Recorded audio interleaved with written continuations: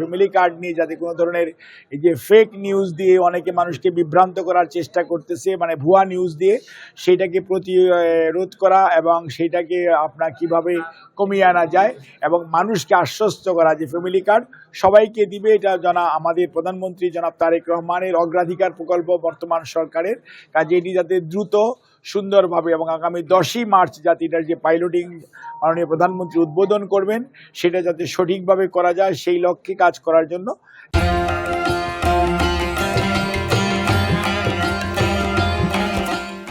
সমস্ত কর্মকর্তা আমাদের উপজেলা পর্যায়ের এবং ইউনিয়ন পর্যায়ের এবং ওয়ার্ড পর্যায়ের যে কর্মকর্তা কর্মচারীরা আছেন সবাইকে আমরা একটা টিম আকারে একসাথে মিলে এবং ভুল ত্রুটি কমিয়ে এনে যাতে কাজ করা যায় সেই লক্ষ্যে আমরা এতক্ষণ আলোচনা করেছি এবং সবাই আমাদের সাথে টিম ওয়ার্ক হিসেবে কাজ করার জন্য সবাই একমত এবং সবাই আগ্রহ প্রকাশ করেছে এবং কোনো ধরনের দুর্নীতি যাতে আমাদেরকে কাউকে স্পর্শ না করে সে ব্যাপারে সবাইকে সচেতন থাকবে এবং কোনো ধরনের দুর্নীতি কোনো পর্যায়ে ইনশাআল্লাহ বর্তমান সরকার এবং বর্তমান প্রশাসনের সাথে সংশ্লিষ্ট কর্মকর্তা কর্মচারীরা কোনো দুর্নীতি ইনশাআল্লাহ লিপ্ত হবে না।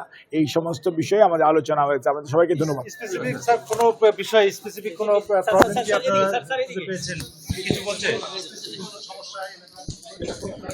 আরে এখন বক্তব্য শর্ট করে দাও। আরে মতিন ভাই যায়।